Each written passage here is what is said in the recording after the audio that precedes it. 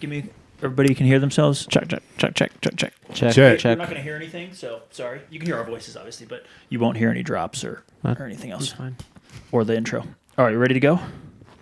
Sure. Let's do it.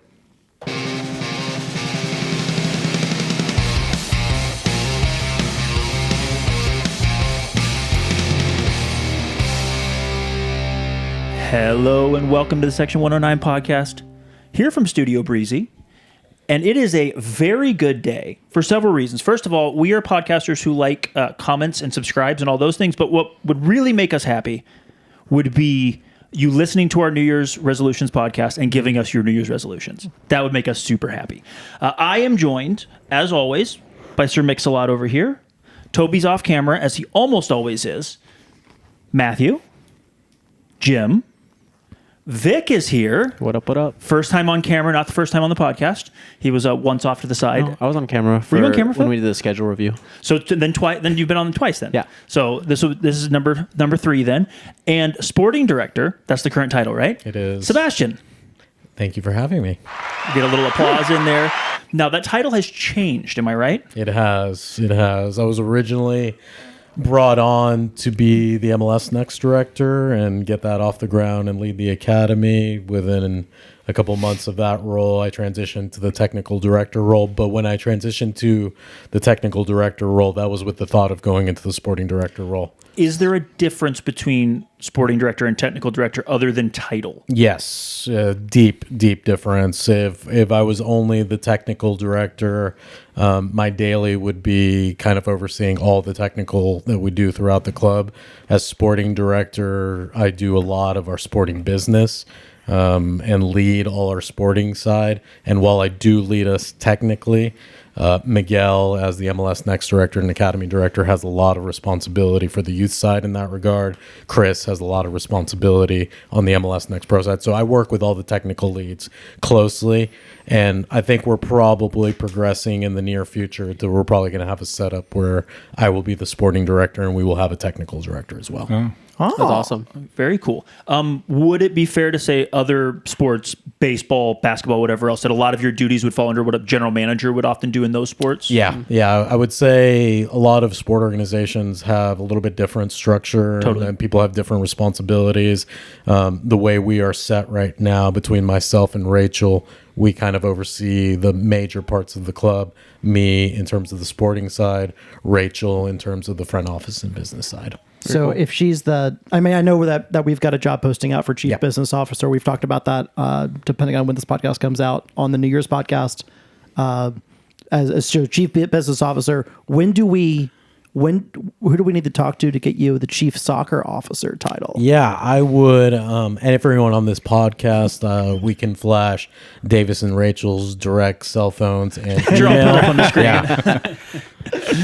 That feels like a surefire way to get fired, actually. Especially sharing Rachel's cell phone.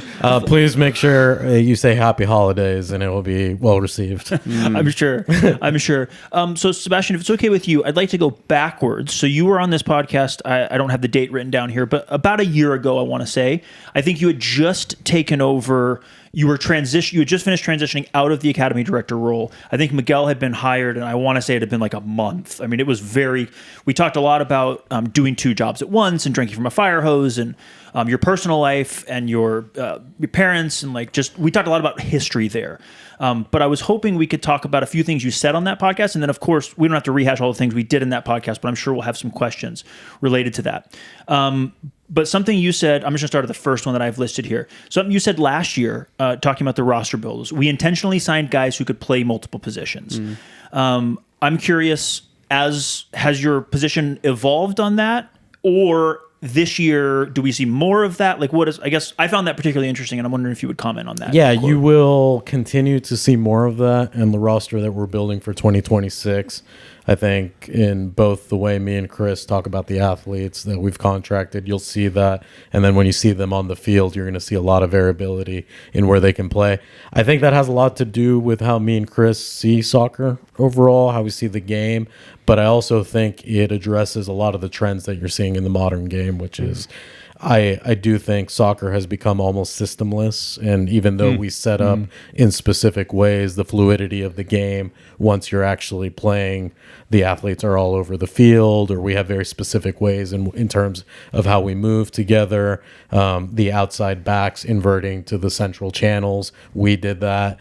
So you're going to see a lot of variability in how we play.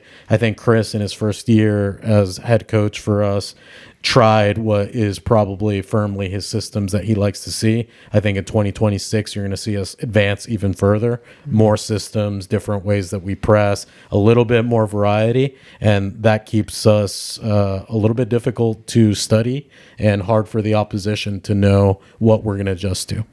Can you talk a little bit about systems less? Because I think if you, and maybe our listeners don't do this because they've got more sane brains, but I think if you pay attention to the kind of the soccer space and like the tacticos and those kinds of people, I think they would say that soccer, modern football today, is purely system driven. So can you explain a little bit of the dichotomy? Yeah, I'll give a couple examples and try not to go too nerdy so people can kind of get. You can go as nerdy Okay, as you we want. can go as nerdy. I think our listeners. Unfortunately, our listeners, or fortunately, are a lot like us, and we might. The guy who listens to this, the guy who guy. listens to this will understand what you're talking about. Okay, perfect. There's So, like 3 people if you include my mom. Okay. so and Sebastian, by the way. I'll start with a pretty good example that we use like in youth soccer. Even we have it in our game model for like our youth part. But you got to think like, so let's talk about just the attack moment of the game. Depending on how we break up the field. So if we just break it up in the classical thirds, in our defensive third, we usually teach them some kind of system setup that we want. As we move and progress the ball into the midfield or the next third, we probably change system a little bit differently, and we look a little bit differently in our setup, and we work. And then as we progress into the final third, our system has probably changed as well. So just think about that. One moment of the game, we're only talking about attack. If we break up the field in thirds, we have already presented 3 different systems just in that. In terms of what we do in the pro level and what we do with CFC men right now, we are much more advanced than that. So depending on the opposition, and we break up the field even in smaller sections than that, our athletes are set up in many, many different ways depending on who we're playing, what we think our strengths are, what individuals we're trying to get to. So I could buy the argument that soccer is system-based because it is relationship-based and who you have on the field. But I think it's just so fluid in the moments of the game that I think the game is only going to more and more fluid, and athletes that can play dynamically in different positions all over. Beautiful. One of the things I've been thinking a lot about for this offseason and kind of watching, because I think, I don't know if you feel it's fair to say, but you came into the technical director role last year and now sporting director role as the roster was, I mean, there was a sporting director search ongoing or technical director search ongoing as the roster was getting built, the renewing guys, whatever else. So I don't know if it's fair to say like last year's team was 100% yours. So I 100% credit or 100% blame, this season's a new one. So I'm in particular watching like, I wonder what Sebastian does and Chris and whoever else. So you had a quote, and this is a paraphrase because I forgot to write this quote down, but you said the NFL and other professional leagues spend millions of dollars on development every year. And in general, we're really bad at predicting development.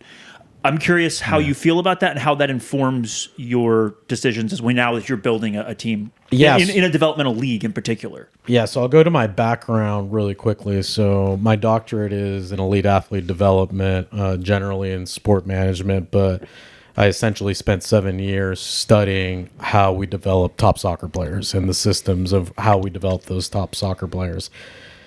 Where we start in that is day one, we have to accept in talent identification, development, sport development, that we are notoriously terrible at IDing the development of talent.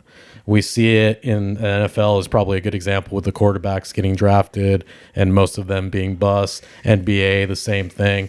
And it's the same thing in soccer. It is very difficult to predict whether a player that is successful at youth levels and then sub-elite, which we usually consider like pre-professional senior, and then to the professional elite game, what that trajectory is going to look like. We have indicators. We have a lot of research. The way I kind of frame it to everyone, and me and Chris and staff talk about this, the moment we start making decisions about how we want to play, how we want to recruit, etc., we are no longer objective, and we have to accept that. We have entered subjectivity. Within that subjectivity, though, of how we want to play, how we view the game, we need to be objective. So that's where we create our way. How are we going to study our team? What are the stats that matter for us? How does Chris measure XG, etc.? We need to make sure that that is firm and objective, and that's where you have to know how to do stats, how to do math. We need our outcomes to be valid and reliable. And that's what we're after. We know there's a lot of subjectivity. And even with that firm, very evidence-based approach, we know we're going to make mistakes. And we're taking risks on some athletes. And at some point, you got to jump. At some point, we got to go. You hope that every player works out. But we do a lot of vetting to try to make sure that the risks are minimized. So to use the football example, man, I think a lot of people would say, you brought up quarterbacks. And a lot of people will say, well, it's because the college game and the pro game have diverged so much in what they want quarterbacks to do at the college level and what they expect quarterbacks to do at the pro level. In the soccer world, I could say high school soccer and club soccer are very different, and the types of athletes and how you play the game are very different. Is that a reason why we want to get maybe a young player we think might have potential, why we want to get them into as professional environment as we can get them as early as possible, because that professional game is so different than maybe even the club game. In order to mitigate some of those mistakes, get them in that pro environment as a 16-year-old, as a 17-year-old, as quickly as possible. Yeah, you nailed it. I think very similar to other sports. There's a lot of nuances on why that's the case. You were right. High school club soccer looks very different. MLS Next as a professional pathway looks a lot different than what a lot of other pathways look like. And then there's a lot of difference even with the higher level, like senior game in college and what the pro game looks like. We have to be very the roles are different for, first of all, in college and pro. Yeah, I'll use a very good example, which is I was in Phoenix for a very long time, both for the MLS College Combine for us, and then I stayed there for MLS Next. But the MLS Combine for me is a great example. Some of the top athletes in the country invited to be there, and I think the assessment from everybody is high talented, maybe high potential. Very few of those athletes can step into an MLS Next Pro team and play right now. And think about that. These are ACC, All-Americans, etc. But the jump is a tremendous one. And then the other pieces that come with a professional adult environment, the psychosocial pieces, the intensity of someone like Eldon, like those things change environments. And you are right. You have to develop athletes that have contact with that. And that's why we have our MLS Next Professional Academy now. So they start to learn what that looks like early on, the travel, everything, so that they're ready when it comes. Yeah, you look at the English model. Your kids are in the academy until they're 15. When they turn 16, that's the year. You either get a deal or you're done. Yep. And so you get a pro deal or you're playing Sunday ball. So as a 16-year-old, you're in a professional environment, and we just don't have that in this country, at least in soccer. Yeah, I do have some really cool news for you all, which is for the first time ever, when we start our MLS Next Pro season, we will have 2 of our U15 MLS Next athletes that will be invited into training. Nice. That is awesome. So these are guys that will have the opportunity to train whenever, I guess, school permits or whatever, with the first team on a semi-full-time basis. Yeah. Yeah, and we think they're ready to at least start experiencing the environment, to show us how they behave in that environment, and they're killing it at MLS Next. So these are top performers right now. I think one of them is top 3 in the conference right now in scoring in his first months in MLS Next. So those are exciting developments for us. And a year ago, those pathways didn't exist. So when I was on the podcast for the first time, we were talking about that starting. We're there, and we have progressed pretty far in just a year. The youngest kid we had Darwin in as an academy kid who didn't play at all, but as an academy kid at 17, right? Or 18. I think 17 he was training. And then we had at least a little bit training. We had Gigi who was full-time training, but he was 18, I think. So if these 18. Are, you said 15-year-olds, 15. like that is a big jump in age curve. Yeah. Very cool. So if we're bad at predicting development and you're building a roster, how do you think about roster size and I guess do you think about taking more swings? Like, hey, I want more swings at some younger ages because the development is so tricky to predict? Or do you think I want guys that are later on in their developmental curve, therefore there's less margin for error? How do you think about that? Yeah, I think one of the beauties here at CFC, and I have to give a lot of credit to Davis and Rachel, we're very creative, and they have allowed us on the sporting side to solve the problems that we have however we need to solve them. So I think in the roster makeup of 2026, you're going to see a little bit more diversity in the profile of the team, both age-wise. We have gotten younger significantly. We brought in some top young talent that we think is going to be with us for a couple of years. Some of them are signed for more than a year. So we want to develop them. We want them to be here with us. I think that also opens up the avenue of potentially selling on players because we have entered new spaces now where we're not only acquiring players, but unique to soccer world is we now own part of their percentage sell-ons. So if these players progress and keep on going and they make profits, then we own a part of that moving forward, and their parent clubs do. So I think just generally with our recruitment and our athletes, we've entered a whole new space for the club.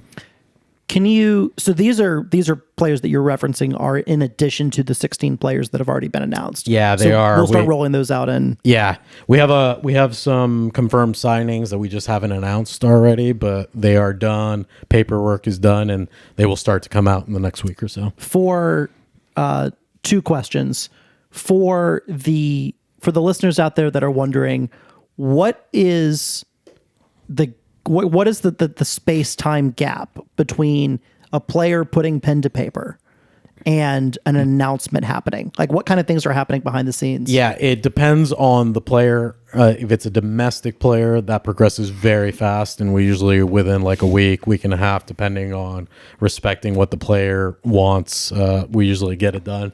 Then with international athletes, that changes dramatically because we need to make sure MLS has likely reviewed the documents. Lots of things have to happen with the parent club signing, so those are longer processes. Some of the signings that we're going to announce in the next week or so, we have had them verbally confirmed for the last 6-8 weeks. So we knew they were going to be a part of us and just working through everything that has to happen behind the scenes. Wow. Okay. I love having this. The show doc up here for Breezy to type questions for me to talk about. It's something we've talked about a bunch, so I feel like you guys should ask about it. Yeah, this is actually a really good point. So in the summer, for creativity, that was what brought it. Yeah. In the summer, we brought in, five players from the beginning of June. Gavin Turner was on loan from DC United. Then we brought in Luke Kuzikiewski, Xavier Rimpel. This is out of order. Anthony Garcia and Yuval Cohen. All different like places too. Yeah. All different places, all different, kind of parts of the field. Is this it? Do we see ourselves trying to take advantage of every single window available to us to bring in players? And I ask that because I'm thinking ahead towards 2027. MLS is changing their calendar. It's not confirmed for MLS Next Pro if it's happening at the same time. I assume it will, because why wouldn't it? We will suddenly be in the off season window. Our technical off season will be in the summer, whereas USL's and the USL family will be in the winter. That's a big free agency window in the middle of our season now, and vice versa. Yeah. So how do you look at like the midseason signings and acquisitions, the why behind it? Because 5 or 6 guys is a lot. That doesn't always happen. And kind of, what do you see that role being? I will throw it back at you with a question. How badly do you guys like to win? Yeah, that's fair. Okay. I mean, it's top 3. things in your entire life. Yeah. I think we showed last year who we are and what the future of the club is, which is we are ambitious. We have entered a very, very competitive space. And I think the conversation with John about USL, MLS was pretty accurate on where things are. But the MLS ecosystem is strong, very, very strong and growing right now. So I think what we did last year was a clear sign of what's going to happen, at least with the strategy in place right now, with me as sporting director, with Chris as head coach, and with the leads that we have. We want to win. And if we think we need to do that to win and we have the resources to do that, you're going to see that out of us. I think this summer was very unique in the fact that it was an interesting moment. We had a mix of some injuries of key players. We were a little bit in a slide in some way. And we thought we needed to bring something different in different positions to kind of ignite the team. And I think you all talked about it on the podcast, but I think looking back now in hindsight, I'm not sure we finished top 4 without those signings. I'm not sure we finished in the playoffs without them. Yeah. We for sure don't finish. You could just pick Luke's 2 goals and the penalty that Anthony drew. Yeah, that was a big moment. And those are because there's only 1 point. Like, there's no chance we finish in the top 4. But I don't think we make the playoffs. Now, I'm not saying we wouldn't have been like. I think we could have come out of that slide, but like I think that changed our season from my perspective. It absolutely did. And I think that's why like we were all really like, and I don't know, I guess I'll phrase a little part of that question differently too. Do you think there's an opportunity, at least how the calendar currently sits, how it sat last year, for some of those summer players that maybe haven't got time? An academy player out of Miami. I mean, if you're willing to speak about that, like, I mean, we kind of fished in like 5 different ponds to find those guys, right? We picked a guy out of the PDL. We picked a guy off been cut by an MLS Next Pro team. We picked a guy out of an academy. We picked a guy on a loan, and I'm missing one. Other 2 PDL. 2 PDL. So like, that's like that was a lot of different on this places. podcast. We respect its real name. Yes, the PDL. it will be forever. I the love PDL that you for guys me. call it that still. I think it's very interesting hearing y'all's perspective and externally hearing people's perspective, because we think about it much different internally. And I'll give you guys some insight, which is those players are very well known to us at that point. Like right now, just thinking about like our 2026, like tracking, scouting, recruiting, I think we have something like 500 something athletes on there. Last year, I think when I talked, we had 200, 300. We've progressed in process, in program, software, in terms of what we're doing. So when we had those summer signings, while it looked like, okay, we're plucking these guys from all over, we had been tracking, we had been talking to certain players. We had an idea what potentially we were going to do if we had to, and then we got to the moment where we thought we had to pull the trigger on some players. So externally, I think it looks like, okay, they've gone out and gotten these players from all over, and it happened quickly. The reality of it, it's probably been worked on for a couple months already, and we have them set up, and we have the players that we want. And then if we think we need them, we have an injury or something, then we just go after it aggressively. Well, I think that's what I remember I spoke about it. I think it says a little bit about the bringing players from different areas. But what it spoke to me was exactly what you're saying. I viewed it as we are aware of players in all markets. I mean, it spoke. Yes. I mean, it spoke to me about a more a wider network of scouting, I guess, if you want to call it that. Not so much that, oh God, we're a panic. Pull up the PDL video on YouTube and find me somebody. I didn't think that happened. I mean, to your point, I think it showed me, and I agree with this. I think I'm speaking for them too. That and Matt may have already known this, that we have networks wide, and I don't know that. I mean, I guess if I sat back and thought about it, I'd been like, well, of course we do, but that showed. It showed me 2 things. 1, we have them, and 2, we're willing to use them mid-season, which is something that we hadn't seen before. Yeah, that's very accurate, and I do think you all are pretty insightful, and you guys have access to some insider information at times. I think me and Matt had this conversation, but I think I've been here now about 19 months total. I'm completing a year as sporting director. But what me and Matt talked about is with the recruitment of some of the top staff that we've had nationally of people coming in. And I'm talking well outside just the MLS Next Pro programming. I'm talking about MLS Next, our academy, some of our business roles, etc. We have pulled in people from all over the country that have done this at a very high level. And I'll talk about Miguel specifically, our MLS Next director, but we not only are recruiting with our MLS Next Pro staff, we have people that have contacts all over the world. And I think what I told Matt is pretty much we think most places now that we're interested, and this is even like going to South America now, to Africa. We know someone there that we can pick up the phone and have a direct conversation, and that person can connect us with their technical director, sporting director, if we don't know them directly. So I think it's changed dramatically in terms of our contacts, our networking. I also work for U.S. Soccer. Miguel works for U.S. Soccer. Marin works for U.S. Soccer. So we have a deep, deep network built now within CFC, and I think you're seeing us flex when those things happen in the summer. Sometimes it comes from Miguel. Sometimes it's a random email from someone that brings a player in, and then we do the work. But it is a clear sign that the staff is at the level where we can network worldwide now.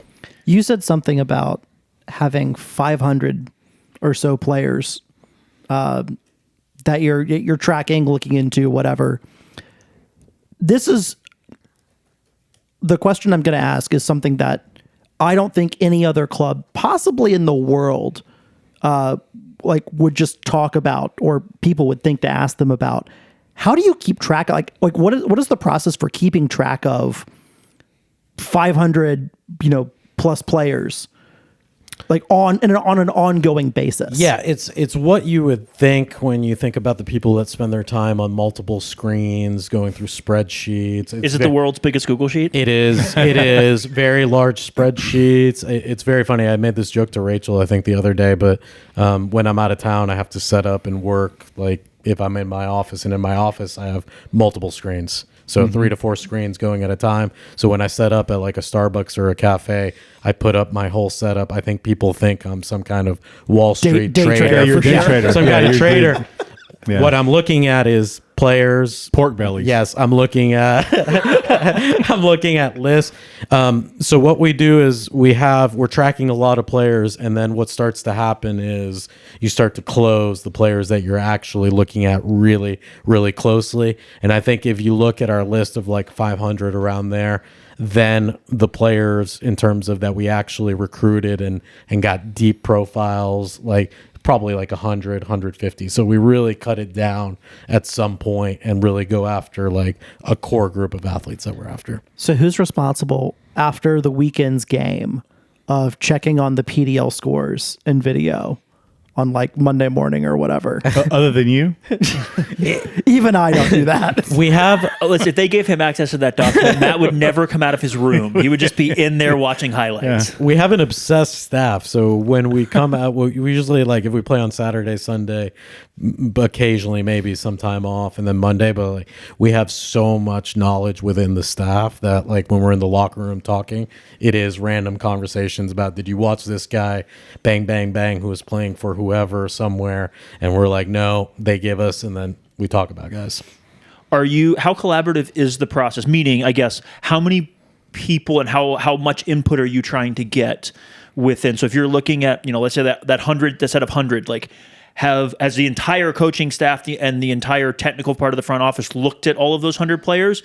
And when do those kind of, I guess, like people come into that process? Yeah, usually to make it efficient, and probably to relate to the question he just asked me, is we break it up with the staff in some way. So, for example, Rich, who was a center defensive mid in some way, we have him watch athletes that may be similar profile so he can give us our take.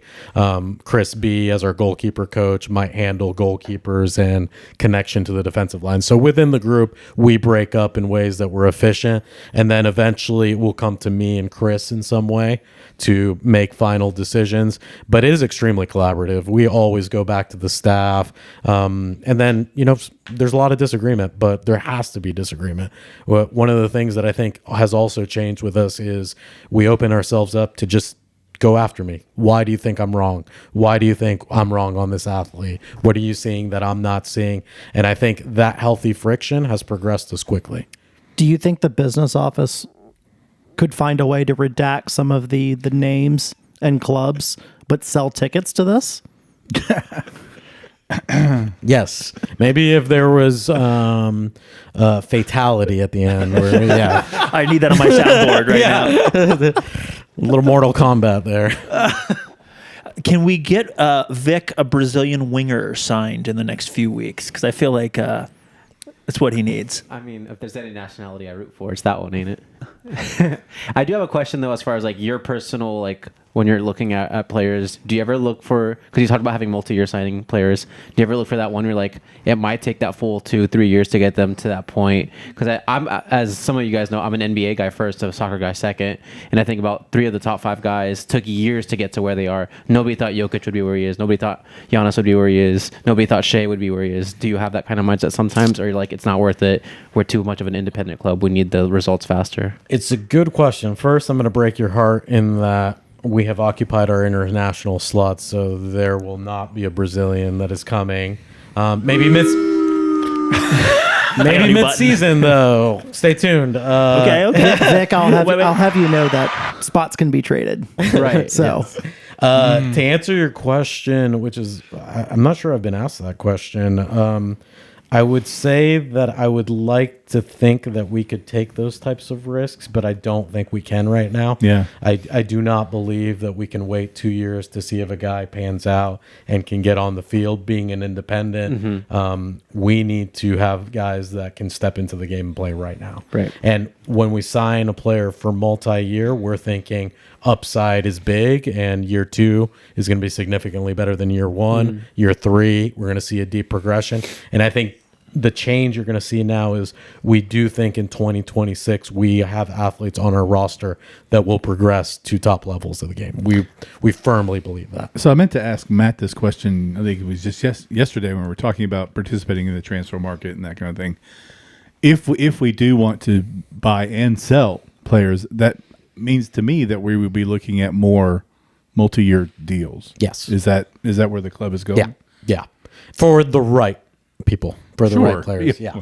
Yeah. You don't want to sign a donkey on a 3-year deal, but Yeah. So unless it's a good one. I would assume a that lot of donkeys aren't very good at soccer. they kick pretty hard. Yeah, they do. Yeah. I feel like also maybe some of those multi-year deals, quote unquote. We've announced a couple deals this offseason already that are extensions of contracts, and so a lot of these deals have options on them. So I guess is there a world in which we might have multiple option years instead of just one option year? I think most of our deals for now have been 1-and-1s announced. Yeah, I think you're seeing it in the world of football in general, but if you take a look at what's happening in the NWSL, there's some very interesting kind of new developments in terms of players have to agree to be transferred, to be traded, to terminate. That's an interesting progression in the game. Even in just my year as sporting director, from when I started to now today, I'm seeing a lot of creativity in the contracts from people, and you're seeing a deep change in that. I think a lot of the people now in my position are different clubs. They're lawyers. They have deep sport law backgrounds. They've been coaches as well. So I think you're seeing a progression of the game in a lot of different areas. Interesting.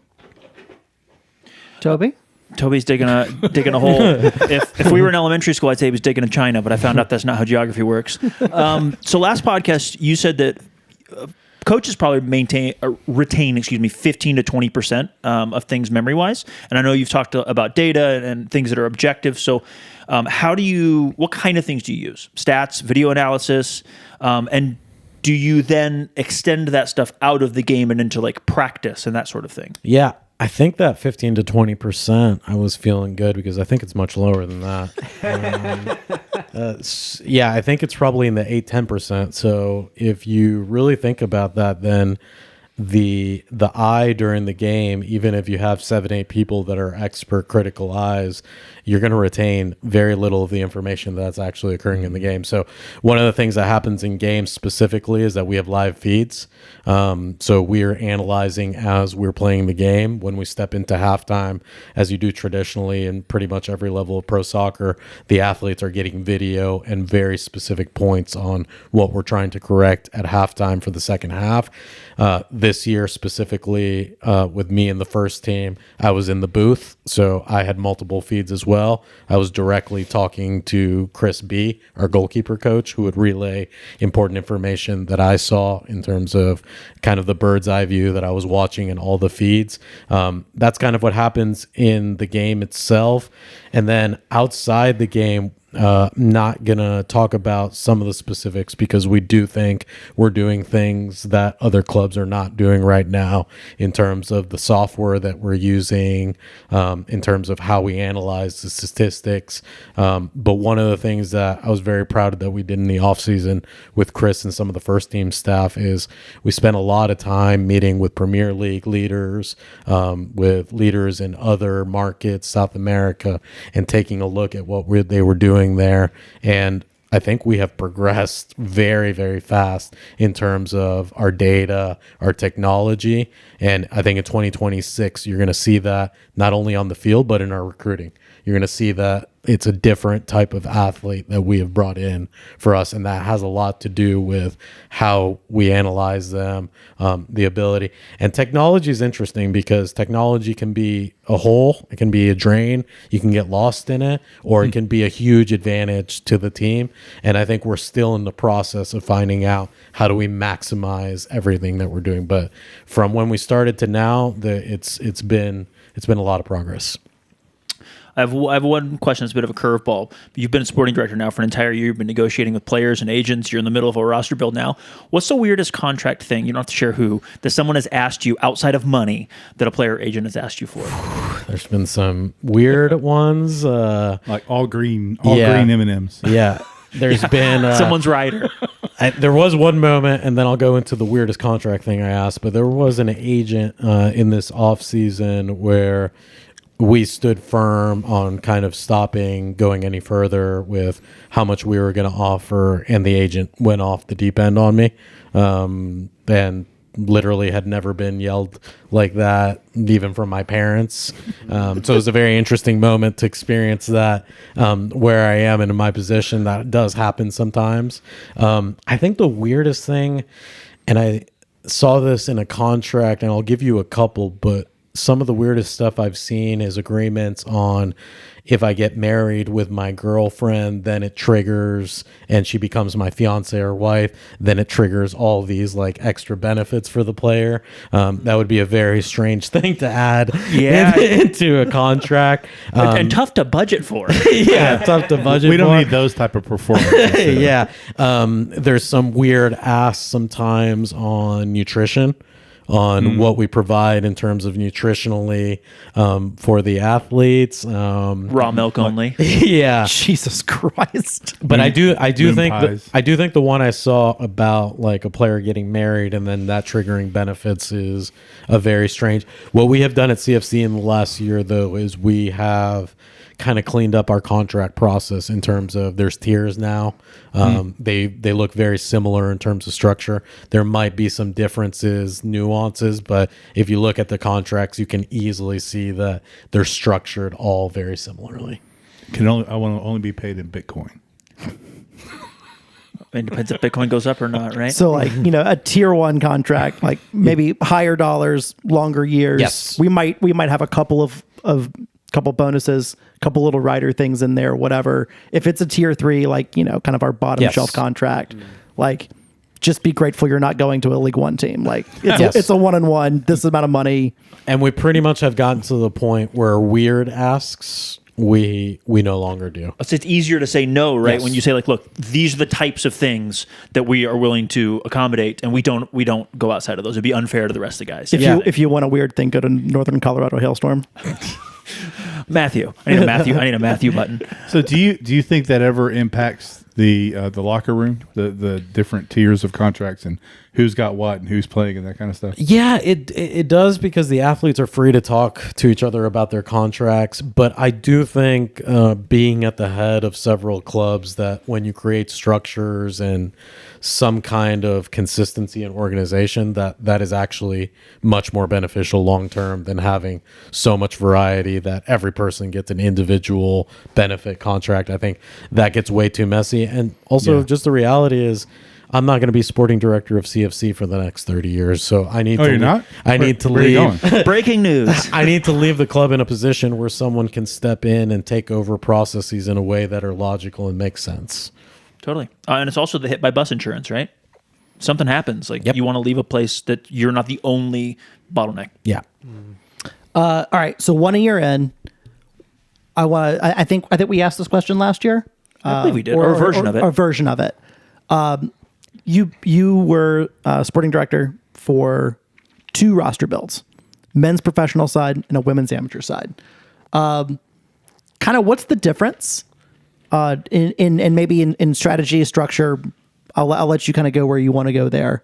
And then we'll ask the follow-ups after. Yeah, you all have some very interesting conversations here when we're building roster on how we build the women's team, on how we build the men's team. There's a lot of it that mirrors each other. So there's a lot of similarities when you're just trying to convince people to join your cause, the philosophy, the style of play, etc. That there isn't too much difference in that regard. I would say the biggest difference between the amateur and professional is amateur, you can win the day and win the recruiting by having the best coaches, by having the best resources, by what we did with the women's team last year. We had multiple people on staff that had a clear track record of winning in that space and winning big. That you can do that in the amateur game and win. And I think CFC has a history on the men's side with NPSL to win that way. That is not true in the professional game anymore, unless you are Man City, or you are owned by a country, or it is not that easy to just resource flex and win the game that way. You have to win it by connecting everything together: philosophy, coach, style. What does the city look like? Where do we play? What is guaranteed for this player positionally? It's a much more complicated convincing for you to come here and play for us. And then naturally in the professional game, there's agents. You have to go through parent clubs. So it changes in that regard, that there's more people at play because there's more money involved. There's something about resource flexing that I want to bring up involving a certain team a little bit one state north of here, but we'll see if we have time for that one later. Tate's former club will not be slandered like that, Matthew. Go ahead, Vic. It kind of sounded like you made it sound like chemistry was more important on the professional side than on the amateur side. Is that kind of what you were leaning towards? Maybe you do have to make sure when you're building any team that you're very much thinking about the relationships that they're going to have, how they mesh both and on and off the field. So I think in that regard, it's very similar. And I think one part that people don't think about professional athletes sometimes because they're under contract, but you got to think about, like, any person has agency to say, I'm done. Yeah. So even though they're under contract and they're getting paid, one of our athletes could quit on us and leave us in a terrible situation. So even in the pro game, we need to make sure we're targeting them, we're meeting them where they are, they feel happy, they feel they want to be here. In the amateur game, it's the same thing. So I don't know. Chemistry is very important, I think, for any soccer team that you're trying to build. That was my initial thought. It's just the way that you worded things kind of made me have that thought. So yeah, I do think there's more complexity in just building a professional team, and the risks, rewards are much higher. So if I build a team and me and Chris and staff build a team that doesn't work, then we're probably going to lose our jobs. If you do that in the amateur, then you probably have a little bit more grace.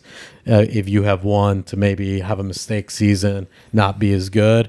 I don't think that exists in the professional game. And I was reading, even on my role in sport directorship worldwide, the average lifespan of a sporting director at a club is 2.6. I was going to say 4 years, but it's worse than that. And what you said about, like, a player just leaving, like, it makes me think about when David Beckham went from Man U to Barcelona. He didn't ever actually play for Barcelona because he basically refused. So yeah, that makes sense. I've never heard of any of those players, those teams. All right. So 1 full year. What was your highest moment of the year emotionally? Yeah, there's so many. There's so many I would point to, but the one that immediately comes is when we secured top 4. That moment for all of us was a sense of pride, a sense of relief, a sense of we thought we deserved it, but you don't get what you deserve in sport. You don't get what you deserve in soccer. You get what you get. So we were very proud, and I think just seeing the staff, the players, the front office, and the fans, that was a very special moment for all of us, and we were proud to have accomplished that for our club and city. Was Eldon's run and jump, was that a what you would have done if you were like that? I feel like that was like a sign for everybody. It was like he was running for everybody. Yeah, I think that was a great kind of indicator of how we all felt about it. Like, I think Eldon was trying to freaking jump up there and like celebrate. I think he was trying to take down the capo Yeah, stand. he- Thank he goodness we had it good and strapped in. he People almost didn't did. believe me that thing was strapped in, and I just want to point out to all the haters, it's a good strap. Yeah, I think Chris B was worried Yeah. and he kind of held Eldon to like not injure him. But I think those are the moments where you see just pure joy from us, because it is very hard. It is very, very hard. And we felt a lot of pride for everyone. And I always like in our framework that we apply here, the past, the present, and the future all matter for us. So what the club has accomplished to this point, we thought was really special, but we want to add. We want to keep going. So that moment for us and accomplishing that for an independent club, the success we had at MLS Next Pro, there's a lot of moments, I think, last season that we take a lot of pride in. I think emotionally, and there's been many moments very similar to that throughout the history, but that's the first one in MLS Next Pro, I think, of that level for me emotionally. Like, that's a moment a sports moment, and we do sports to feel things, right? Many times to feel sad in large groups, but we do sports to feel things, and that is one of, again, there's probably 12 or 15 of those, like, throughout CFC's history and my history with CFC, but like sporting moment wise, like that's one of those that will remain with me. I mean, I think I'll be talking about that moment on my deathbed if you ask about some of the top moments, and I hope there's many more of those, but I want to relay what a cool moment that was. And that's a moment none of us get to choose, right? It either happens or it doesn't. And man, what a cool moment for us all to share. And everyone that was there got to share that moment. Let me give you the highest moment for the women, because it's Yeah. a very cool story. So that was a situation where our women were playing in Virginia and our men were playing in Philly. So I was with the women and we were at the regional semifinal. We took care of business. I flew to Philly right away. I got to the stadium, I think 30 seconds after the game started, nestled in, did all my normal, everything that I do. I was sweating profusely. There had been a lot of running at the airport. He was wearing headphones too, locked in. Wearing headphones. I saw him in both Yes. places. And then the moment at crazy game, it was the game we 3-3 with Philly and then lost in PKs. I did not get to stay to watch PKs because I jumped on the private jet to get to the women's regional final back in Virginia. And why that's the highest moment emotionally for the women's in terms of what I saw, I arrived and we were up 3-0 15 minutes in. Did you know we were up? I knew, but the pride I felt when I walked into that stadium, I had not slept very much. Obviously, the Philly game was crazy for the men, but to know that our staff and our team and our club had gotten to the point, they don't need me. The club had gotten to the point, the team, the staff were there, and we were dominating, and I just went to the fence and watched the game and enjoyed every moment of it. That's awesome. Yeah, when you and Davis left out of the Philly game and then it crashed, but then like that game mattered, but it didn't matter like the women's game. When I was watching the women's game on my phone, I mean, so good. Lowest of the men's? Yep. So I think very similar maybe to what the fan base felt. I think the summer was a very hard time overall. I will say that I think internally we never felt doom and gloom, which naturally we think there's always going to be a way. But when you start to see the weight on the people that you work with, on the athletes as the lead of the overall environment, that starts to weigh on me as well. And We came together, and I was very proud of how we came out of it, very collaborative. But those are tough moments because you got to think it's not only that we're getting affected by what we do professionally, but sometimes people go after us personally. Sometimes people go after us on social media. I think there was a lot of lessons for some of our staff that hadn't been in those environments and how that goes. But we get affected, and I think the people that are closest to us get affected a lot more even than we do. So those are very tough moments for people that work in sport. And I would say that was probably the lowest moment of the year for me. I remember just sitting in the stands after that Toronto home game, because that was game number 9 in the winless run, which felt very, very different than away in Orlando the next week, which was a bonkers game in general. And it was the way we lost a couple of those games. Like, they were heartbreaking. Like, it was like unbelievable. Soccer gods, why? But Yeah. we got out of it. And that's you got to be really proud of the staff and team and fans. Like, those are hard moments. It's much easier to go this direction than to go here and then pop out and do what we did to end the season. I think we all felt like we were going to win again, but it didn't know if we were going to go on a run. And then we did go on the run that you hoped we would go on when we got out. We got results. I mean, think about 2 goals from Nathan Kohler, one of them from 100 yards away, one of them just a 4-yard tap in after Colin Thomas almost loses his head. Yeah, after Colin Thomas gave his life.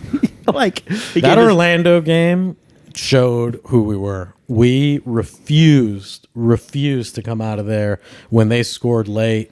Could have easily folded. That turned it around for us. That when we came out with the locker room that day was like, we trust who we have here, staff, players. We're going to do this. So obviously we got a home playoff game, so a lot of things went right in the season. What are some things you want to build on that went right for next year, and what are some things you'd love a mulligan on that you're going to redo? Yeah, I think the biggest thing that we have talked about internally in Sporting is we performed really well in 2025 objectively. I think throughout the club and the MLS Next Pro side as well, I think you need to make that performance sustainable. And that is what the club is after right now. And I'm talking both in terms of process, people, etc. I'm not sure we're going to have as good a year as we did in 2025 because that's how sport goes. What I will promise is we are going to have a better team than we did in 2025. And we are hoping that better team with a year under our head coach and staff, then things have gotten tighter and that team will perform really well. Whether I know that's going to happen, I've been involved now in soccer for so long that I don't know what's going to happen, but we're going to do everything possible. And I do think that the team that we have in year 2 with Chris and me is well improved from year 1. What I would like to see in terms of soccer, and I think you started to get into this with Chris a little bit, is I think we need to establish our identity a little bit further. So I think in 2025, you saw a team that was very dynamic and willing to play whatever the game demanded for us to win. We're still willing to do that, and we're going to be that team, but I think we need to come more clearly to what our identity is. What is our advantage over some of these teams, and can we press that advantage a little bit more? And I think that happens when you have people that work together for longer periods of time, and we can establish. On the Sporting side of CFC, we're on something like a 3-year plan with myself kind of leading. We're entering year 2. And I think year 3, you're going to see a lot of stability in terms of everything that we're doing in Sporting. But in terms of mulligans, I don't want any. I want people to know that this is a very dynamic field. We always try to do everything possible to try to be successful. But just like talent, ID, and development, you can't predict, because if we could predict, then it'd be much easier world. We'd both be dominant and never able to compete. Yes. And I think we've gotten a lot tighter as a staff. So me and Chris and staff know each other much better. And with that comes much more honesty and truth.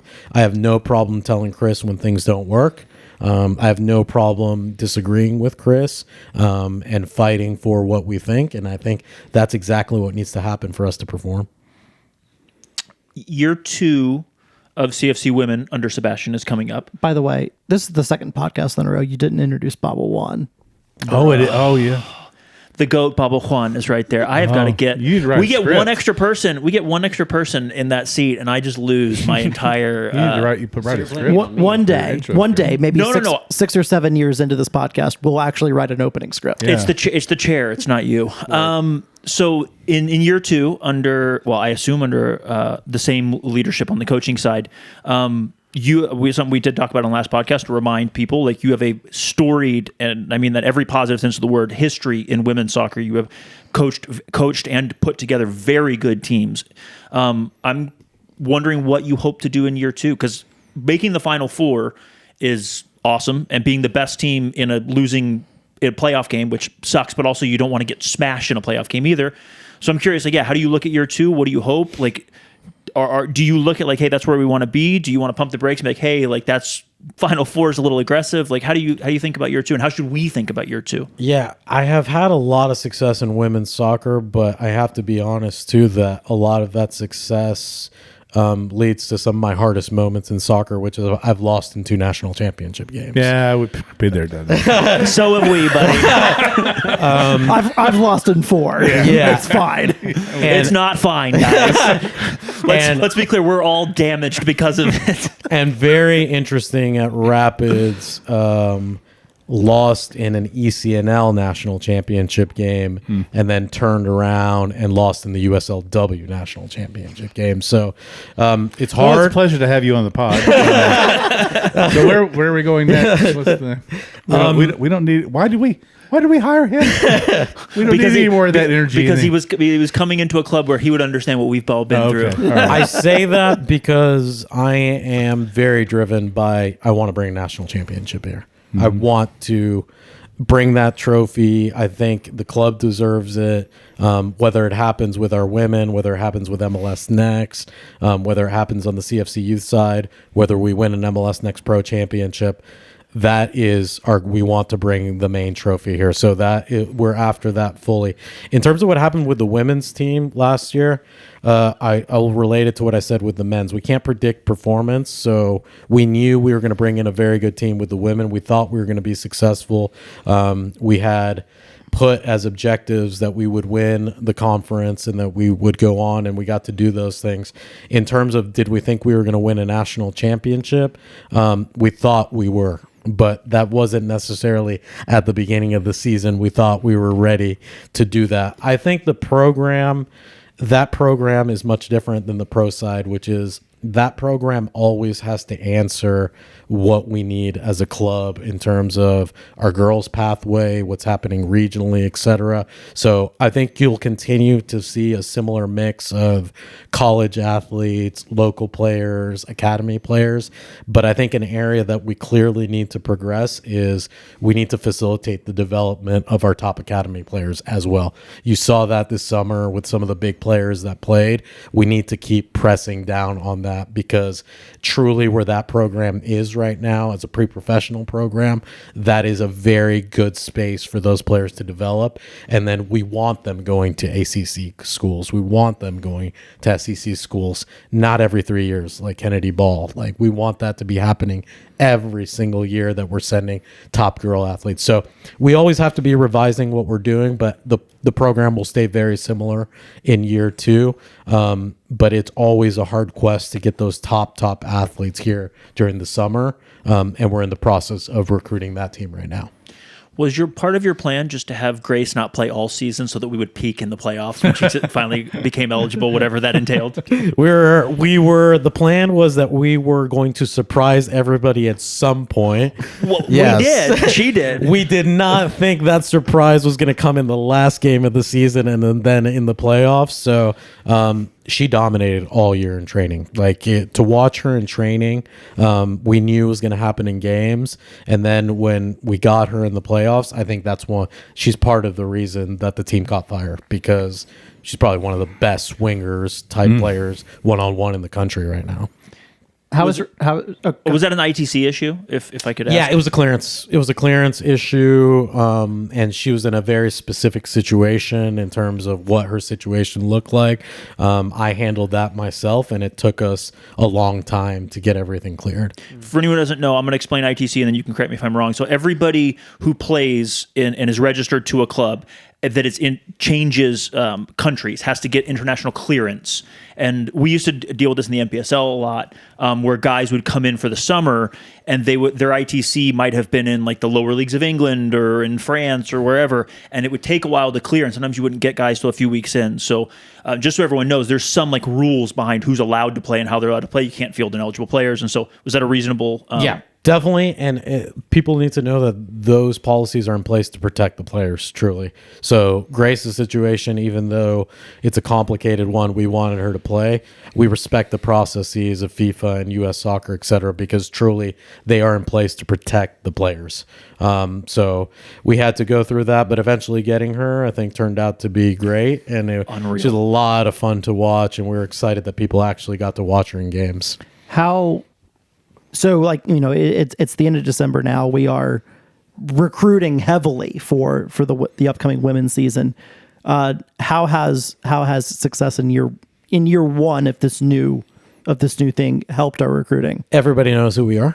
Was that the case a year ago? Absolutely not. Not even close. And I don't say that disrespectfully, but now when we are recruiting and we're talking to colleges or athletes, everybody knows what we did last year. And that not only comes, I think, from the women's, that comes from the overall push and ambition of the club, the success of the men, the it all feeds together. And then you got to give a lot of credit to our front office, the media, the business side. Like, I think what we've done in terms of social media and how we've changed what we're doing there is we're targeting what the population, what people actually are consuming right now. So I think all of it kind of comes together and helps us. But yeah, everybody knows what we did last year. Everybody kind of knows about the women's team now.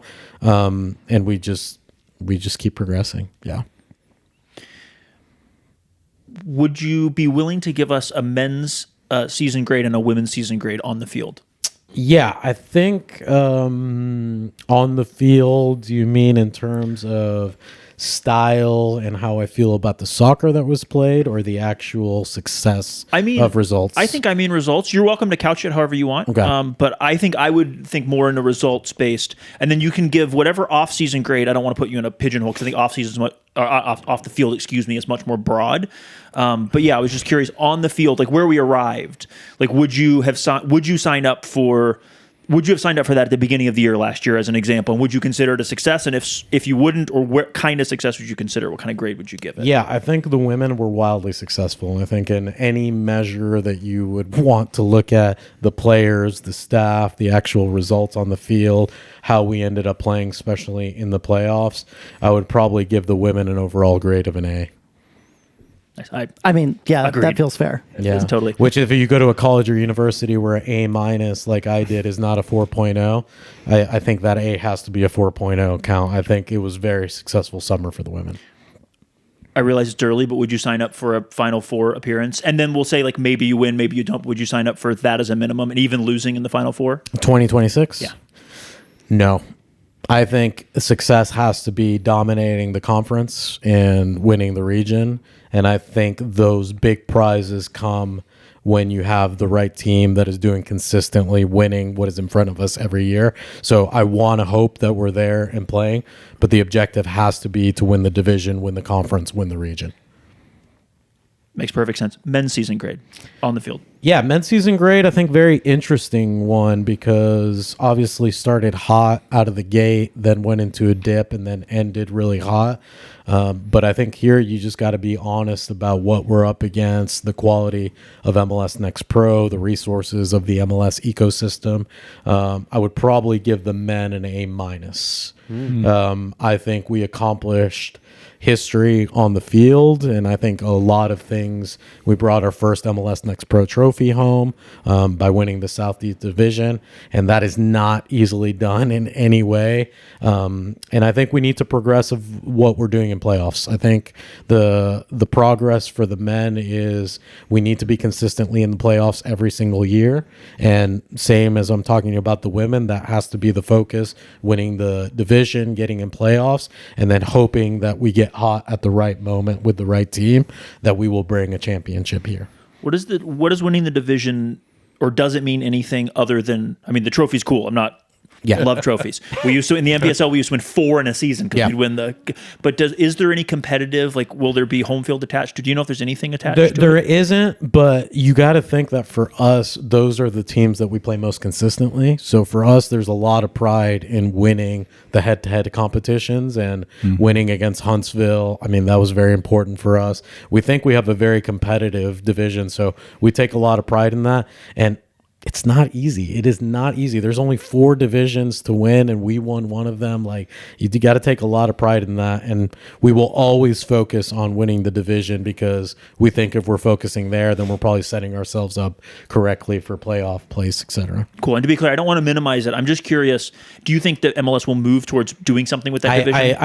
I do think because, like, baseball and like in other sports, like, it is hard to win anything at the pro level. So there has to be something attached, I think, benefit. And I think we're going to move there. I think it will happen eventually. Cool. I forgot y'all's grades for the men. You guys, I don't think we. I think B+ for the men. Yeah, or I probably some said B. Bs. Yeah. I don't remember what we gave, to be honest with you. I don't think we actually gave final. I don't know if we gave final grades for men on the field. I think we all gave some version of A for the women. Oh, yeah. At the women's review. Certainly. Because there's just, I think objectively there's no argument. Especially, like, had we gone into the season thinking like, hey, we're gonna win a national title. It's national title or bust. It's 4 years in a row that we've made the Final Four. But I think we had set before the season, I did go back and look at this because we just did our New Year's resolution pod. We had all said, hey, we want to make the playoffs with the women's team. And we've been saying that for several years. But we were like, hey, this is the season. We've got to finally make these playoffs, whatever happens. And I think all of us had a little asterisk on because, like, It's the WPSL. Like, and then half the national champions of the last decade got into the playoffs on an asterisk. yes. But I think what happened then, though, just again to be quite frank, is we went on a run in the playoffs, and that got rid of every asterisk that could have been, like, had we lost to Nashville, we would have been like, well, I mean, we made the playoffs technically, but we made it on a technicality and got hit out. And then on the other hand, like, this time we made it all the way to the Final Four, and even though we made it on a technicality, it's how the rules work.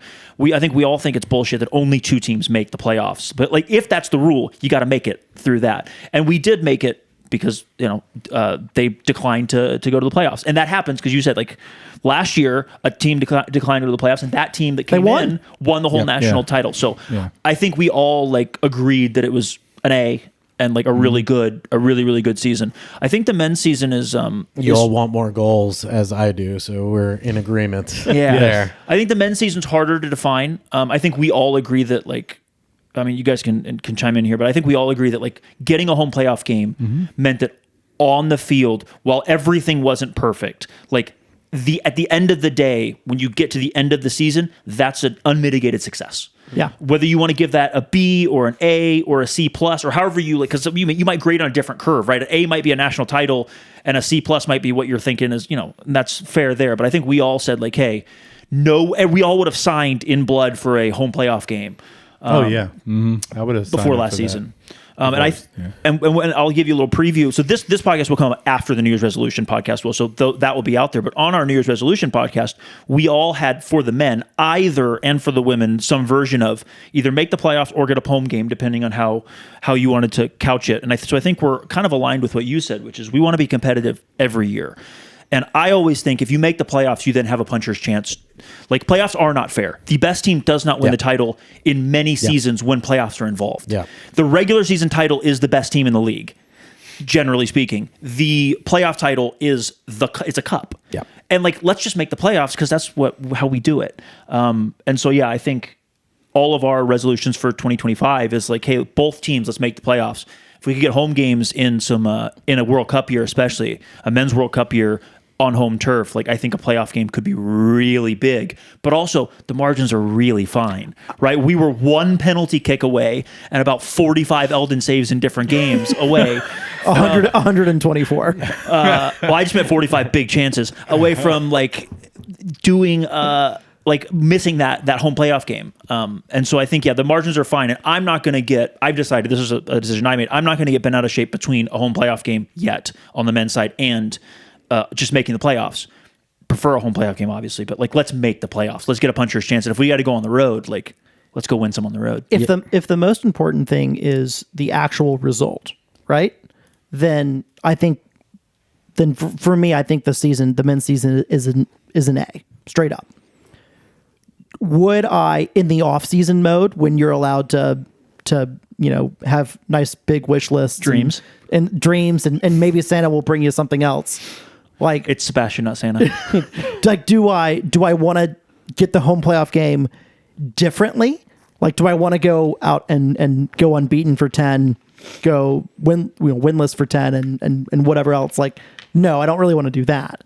Like, do I want to have 40% possession because we struggle to catch up to somebody to try to tackle them? No, I don't really want to do that either.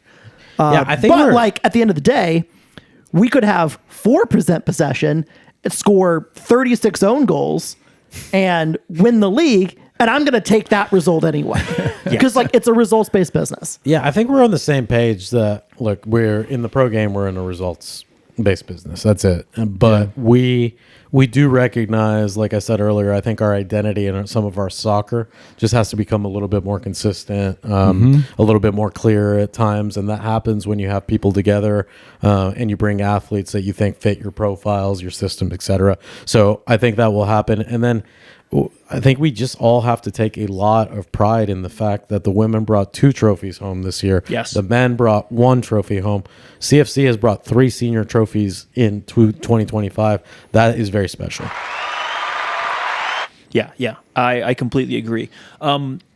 This podcast will come out in a week or so. I don't want to ask you to talk too many specifics, but there are some signings you said are going to come out in the next. What are you comfortable sharing about kind of those signings and what are we going to see? Maybe, I don't know, share whatever you're comfortable, I guess. Yeah, I want to share so much. I want to share it all because it's so exciting. I mean, we'd love to have you back on to talk. I mean, maybe once the roster's built, if you have time, we'd love to talk about other things. Maybe mid-season check-in would be appropriate. Definitely. So last year in 2025, you saw us make a loan for Gavin Turner out of DC United, which was the first time that had happened. In 2026, we will have 2 MLS loans with us. And that is part of our strategy. That's part of the way we want to operate. That might turn into a 3rd or 4th, depending on some other stuff that we have in the works. For someone that doesn't know a lot about loans, usually we're super nerdy in this podcast, but I think all of us understand. But why are loans so advantageous for a club like us? Every player could be in a different situation. So why they come to us is very varied for the parent club. It could be a million different reasons. Why we take on loans is we want to have a deeper roster. So we obviously have a player budget. Within that player budget, we got to make sure every player fits. That is not going to work for us with the amount of players that we want unless we bring in loans or we find more creative ways to basically lower the cost per player. And that's the game that we play. So every loan is different. It is very dependent on what the parent club, what we can work out, etc. But usually it's because we think that player is going to come here and do really well, play, and sometimes people just need a different environment. You need a different environment that ignites you and develops you, and sometimes that happens. And the loans that we're bringing in from MLS are young, talented players that are at a point of their career within 3 months, 6 months. They might turn into a different type of player. So we have a lot of hope that those players are going to come in and be great contributors. We saw it in Gavin Turner, even as a youngster, and we expect the same thing out of these 2 loans.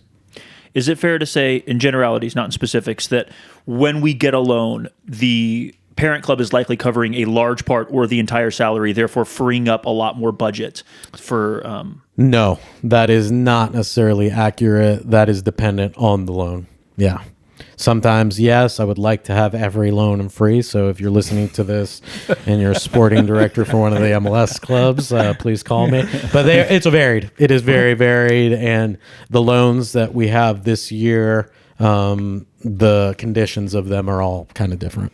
Cool. And for I think viewers and listeners out there, the MLS clubs themselves have certain rules in their incredibly complicated roster rules that are not all the way published, and sometimes the clubs themselves don't actually know all of the rules, which is the most asinine thing ever. But I digress. Welcome to So US soccer. if an MLS club is paying, I think, any portion of a player's salary to another club, that player remains on the roster wherever they sit. And so for a famous nerdy example, last year, Mateusz Klich from DC United was a designated player. He was loaned to Atlanta United, played against us.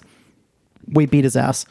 Yeah, we did. And DC was covering a large portion of his salary, and he actually occupied one of DC United's 3 designated player spots. That's insane. While playing for Atlanta, not occupying a designated player spot. That's so stupid. MLS is so stupid. So Gavin Turner, if you look at the MLS roster profiles that came out in September, yay transparency, Gavin Turner still remained on DC United's roster in their supplemental category. He was not moved to an off roster position because I assume they were picking up the freight on that. So Or at if they're least some of trying to move somebody on to open up space for something else, they might be going to it. And I'm going to pick on the championship here. I'm going to pick on Lexington specifically. Here it is. They go to the because suckers. because a team like Lexington has more money than God In sense. And enjoys losing all of that money.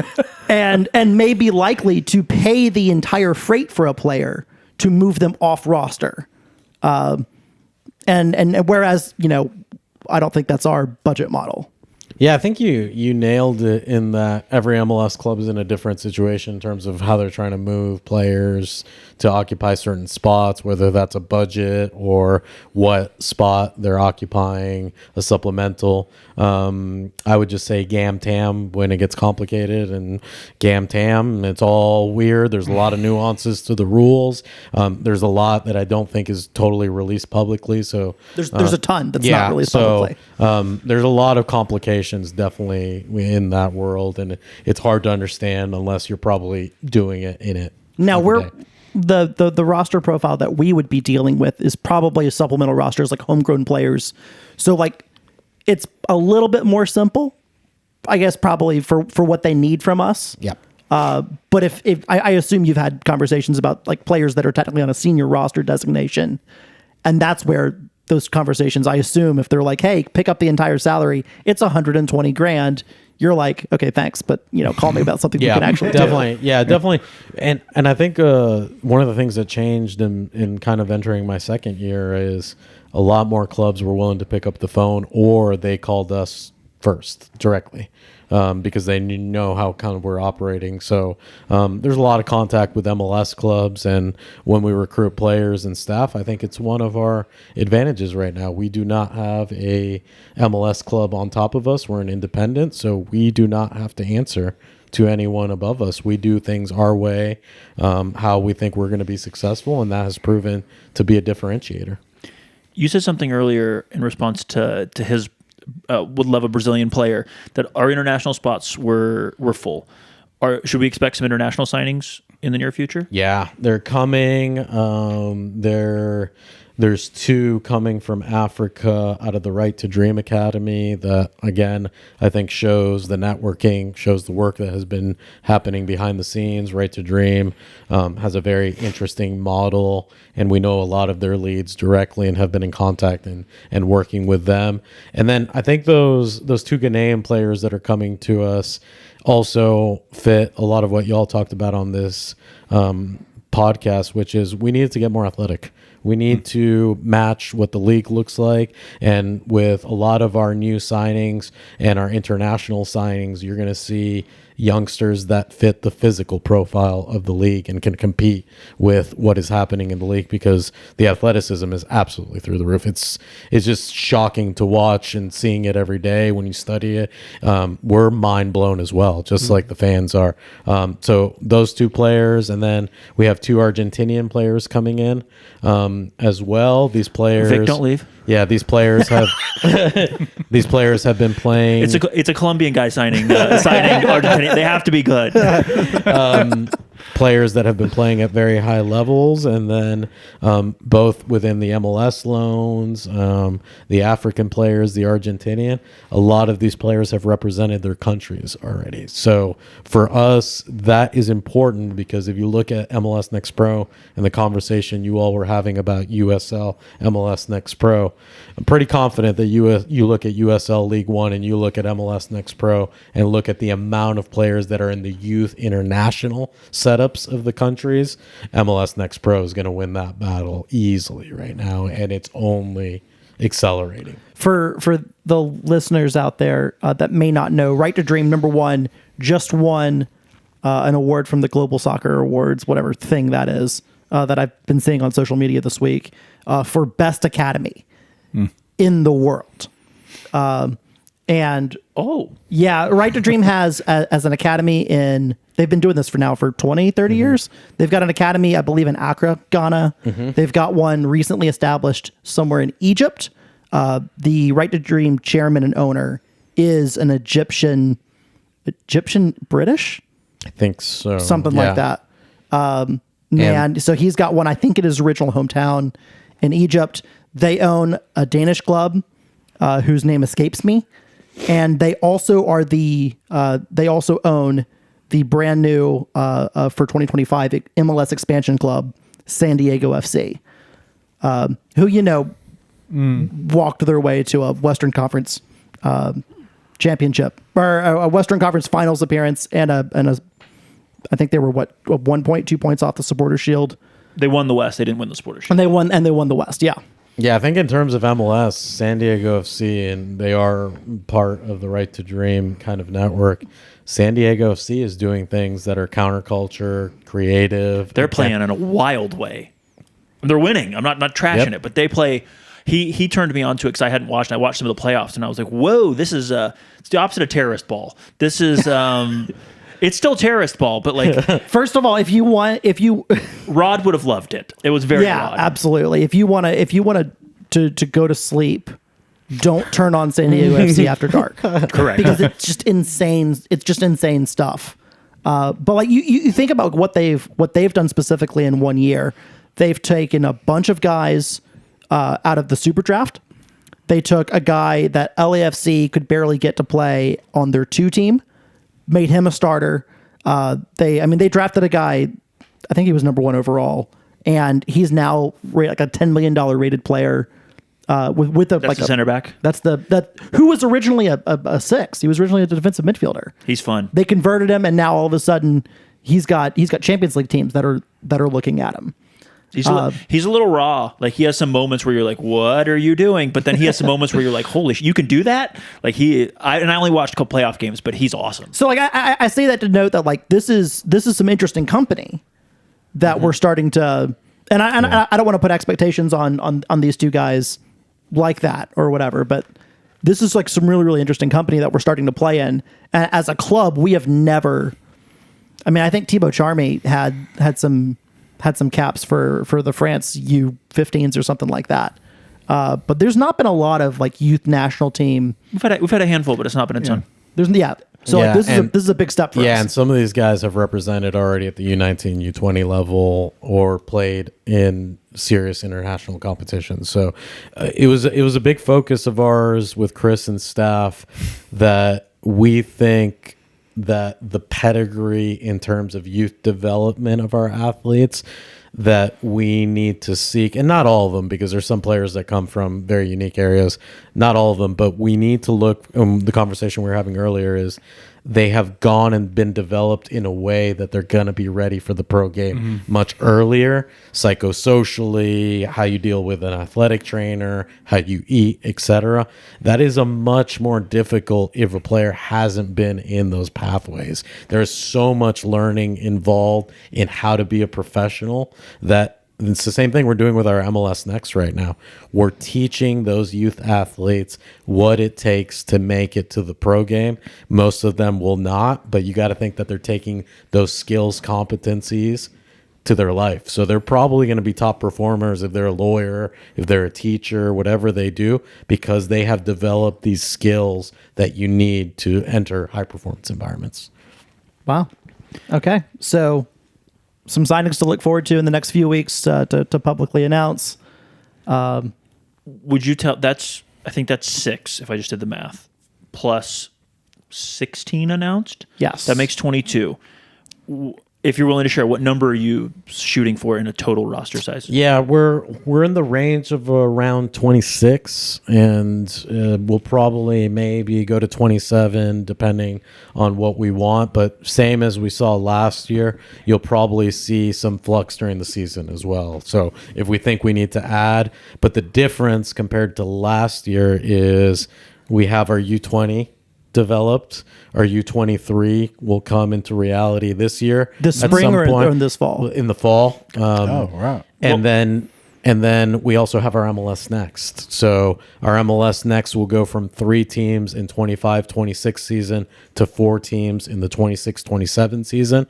So we have a lot more depth underneath now where we can call players in to train with the first team. I am glad you brought up the U23 team. We talked about this on our New Year's resolutions podcast because it's actually a resolution. We've been talking about it since 2016, which is insane. Now, I didn't think we were going to have it at that point, right? But that we needed some sort of feeder team. And then we started putting it as a resolution in 2021, which is as far back as the doc went. It may have been 2020. So the U23 team, how does it work? Obviously, we're not there yet, but how does it work? And in particular, I think as part of that, can guys get minutes who are on a first team deal? Can guys play on that team? Or is it only developmental? Like, how does it work? Yeah, I think what I know is that there are very unique ways where that could happen. I think the problem, it is not in our plans right now to drop an athlete from the MLS Next Pro team into the U23. What we do have planned is progression from the U23s into the MLS Next Pro environment, and how we would use the U23 team as it relates to the MLS Next Pro is when an athlete is in progression in their return to performance and maybe isn't ready for a full training session with the pro team. We have a U23 team where they can go and train, and probably the level, the intensity, the demands are a little bit less. They can get going, and then when they're ready, we can pop them in to training with the MLS Next Pro.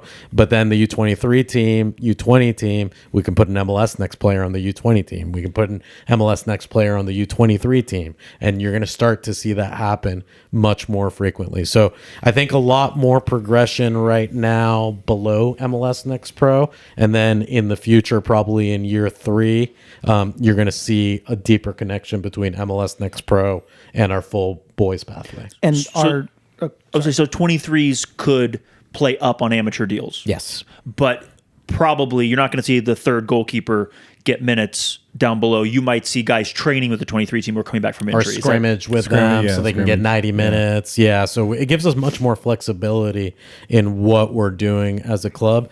And like when you think about what we have done, we completely changed our pathways. We completely blew up the pathways and redeveloped them, and those pathways are growing now for what we think needs to happen for us to be sustainable performance-wise over the next 5-10 years. So that U20 team that currently competes in the UPSL Georgia Conference division, whatever it is, in the kind of the second tier of the UPSL, the plan, and I think it was in the original release when we were planning on starting CFC2, is to go into the premier division of UPSL Like that's still the plan. That's with still the 23s Yeah. though, not with the 20s. Yeah, the Yeah. U23s will play in the Georgia Premier, which is a very competitive kind of branch. And the U20s will exist in Division 1 because when you all talk to John, you ask him about the makeup of the team, there are 15, 16-year-olds on that team. And that is the purpose of the U20 team. Whether we want a 15-year-old playing with a 22-year-old, then we're starting to get into territory where we need to be careful on whether a player can handle it physically, emotionally, etc. But that U20 team is specifically built to give youth athletes the opportunity to play against senior athletes as a youth athlete. And when you say senior athletes, you mean playing like more against grown men, Yes, right? yes. I mean, I assume that's very important for development. If you're 16, like the first time you play against it, I mean, I see this at Highland Park, much lower level, but like when a high school kid, and there's some high school kids that are real good that come out there and they play against a 35-year-old who's been playing a long time. Like the 35-year-old's not as good a player, but a lot of times they get the better of it because grown man. Old man strength. Yeah. Old man strength. And you got to learn. We used to have a phrase. I guess it's probably pretty common, but it's just old man game. Like you ever seen those guys at the YMCA playing basketball? Yep. And they will kick the shit out of the young guns because they just got that thing. Gavin is a good example of the physical profile. So if you look at Gavin and you look at his girth and his calves and his quad, etc., it would be unlikely that Gavin at 18, 19 years old can play against Farid, play against those guys, unless he had some of that physical profile. So one of the reasons Gavin, obviously very talented, emotionally can handle things, but physically can handle it. And that is something that is just one of the main, whether you can play or not, can you physically handle what is to come? And the answer for most normal humans is no. You cannot handle because your body's going to break down. You're not trained for it. You're not built for what is to come. Couple follow-ups, and then I'll open the floor to whatever we have left, and maybe whatever you would hope and we would ask you for that we might not have asked you for, or about, rather. But in last pod, you had not had a chance to go to Southside Pizza. Have you made it? Yes, I have, and I've eaten there multiple times. So we steered you correctly. Yes, and I've enjoyed it, and it's on my list of pizza rotation in Chattanooga. Awesome. We're in agreement. I think it's the best pizza in the 423. Awesome. My man. Did you make it to Tremont for a burger? I have also in my burger rotation for Chattanooga. I think their burger is excellent. Probably that's my favorite, and Lo Mein. Those are probably my two. The murder burger? Yeah, those are probably my two favorites. Lo Mein is my favorite. It's not the best burger in Chattanooga. It is my favorite burger in Chattanooga. Yeah, very tasty. Do you have a recommendation on either a slice or a burger that you think folks should go check out? I do not. Nothing new, but I do have a restaurant recommendation, and I'm sad to share because you want to be greedy a little bit because then they get popular, and they're getting really popular. But Little Coyote is outstanding. I've heard that. And if you like Texas barbecue or you like that style of smoked meats, their chef is from Austin. And the way they smoke their meats, it's the best barbecue I've had since I've lived in Texas, in Austin. Like, it is top. Their ingredients are top. That's probably one of my favorite restaurants here. Nice. I generally do not eat barbecue here. And I'm not like a connoisseur, but I ate it in Texas, and I was like, okay, this is better. Trust. This is different. Trust so that is Yeah. high praise. So as far as barbecue, have you been to Memphis Street barbecue? No, I have not. Okay, so that's a recommendation for you to try out. And then my favorite burger in the 423 is Kevin Brown's in Ottawa. I have had that. Yeah, that's also good. Yeah. So Nice. And is there anything else you would have hoped we would ask you about today? I do want to give a shout out both to our MLS Next side. The success they've had only 3 or 4 months into the beginning of the program. Again, we would have hoped, and we did a lot of planning to have that success, but they're having a lot of success on the field. The U15s are fully in competition to make MLS Next playoffs, and then they got knocked out in the Generation Adidas Cup qualifier at MLS Next Fest. So that program is going very well. And then we have, for the first time, and I think I mentioned this off the podcast, we have athletes from Nashville, Huntsville, Atlanta that play for CFC right now.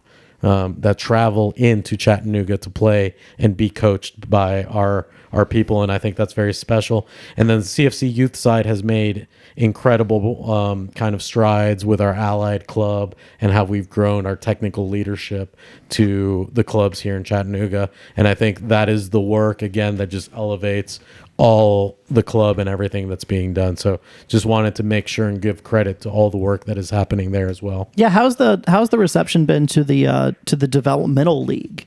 Not, we've talked a lot about like elite athlete pathways, but did Mix just throw up? Mm-hmm. Yeah, buddy. It's okay. I'll get it afterwards.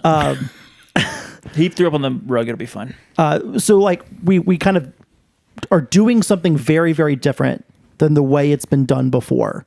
And I'm curious how all that's kind of come together and going. The staff, because I think when we started talking about that between me and Miguel, who have done similar models in other places, I think people were like, what are y'all talking about? That's way outside the box. Now what's happened though is it keeps growing. There's other clubs that keep joining the allied club, and the whole purpose of that is we want you to have a space when you're playing games on the weekend that we can match you up competitively with a team that's going to give you a good game, and you can play 2 or 3 games in a day or 3 or 4 games in 2 days. And we're bringing together all these grassroots clubs from the region to come in, get to know each other. We get to know their leaders. And the purpose is simply to allow a great environment for soccer to happen. Parents are only supportive and quiet. It's a big part of the developmental league. And it just keeps progressing. And what happens is a lot of it is research, evidence-based. People see it and they're starting to buy into what it looks like. So it's starting to change the landscape of what soccer looks like. And this is also supposed to be regional to cut down on travel, to prevent lower costs for families, spend more time with your kids. It should not be an aggressive environment when you're playing youth soccer. I can't stress that enough. It should be an environment where as a youth player, you feel excited, you feel supported, you want to come back. And that's what we've created there. And you got to give credit not only to us, but all the leaders of these other clubs that had the willingness and to take the risk to join something that had not been done here. And it just keeps growing. I keep on getting emails from the staff. Hey, we've added these 2 clubs. We've added a 4th club. We've added this 5th club. And now we're adding clubs that are within an hour of here, an hour and a half of here. So I think those are very good signs for just soccer in general. Yeah, I think that's really awesome. And notice that you didn't say anything about player development. You didn't say anything about trying to recruit players for our academy or for the first team. Like, it's just about soccer. Yeah, it's about growing the game, and it's about giving positive experiences, because positive experiences keep people in the game.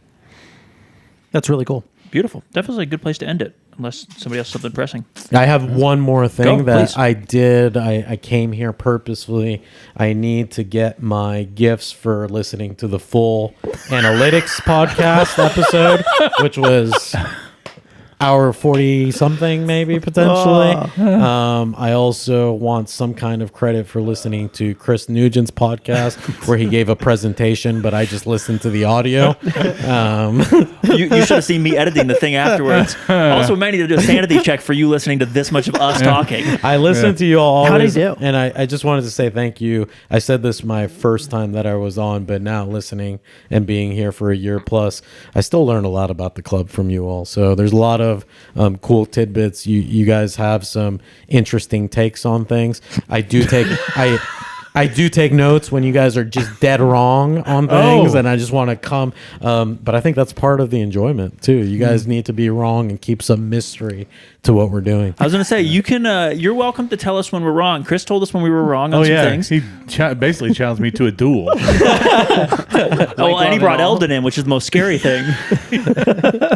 What were you going to say? No, I was saying challenge you to do like white glove and all. Yeah, I mean seriously. Yeah, it was a header soon. But yeah, I think you should check your listening listening. I think you need some better listening. But thank you for listening. Obviously, to some of those things and being willing to listen to, because sometimes we're pretty dumb. We know that, especially because we don't have all the information and we're definitely making decisions from the outside. And also, thank you not only for your stewardship of the club, which means so much to us, but for your willingness to be a part of the community as well. You don't have to come here today. So thank you for being here today, for having been here before, for giving us so generous of your time. You didn't put a time limit on this. You didn't put, for people that don't know, you didn't put like hey, I'm not talking about this, I'm not talking about that, don't ask me about this. I mean, obviously you're free to say you don't want to talk about something, but you've never declined to answer anything. So thank you for that. Yeah, very much appreciate you all, and a pleasure to be on. And I think we do have to be honest that we rescheduled 3 times. Yeah. Yeah. Twice. There's some complications in schedules sometime, but I always enjoy coming on. Well, hopefully we can have you back on a mid-season. Listeners, viewers, thank you for listening. Thank you for watching. Vic, safe travels home, and enjoy your pizza later tonight. And we'll catch up with you guys later. Peace.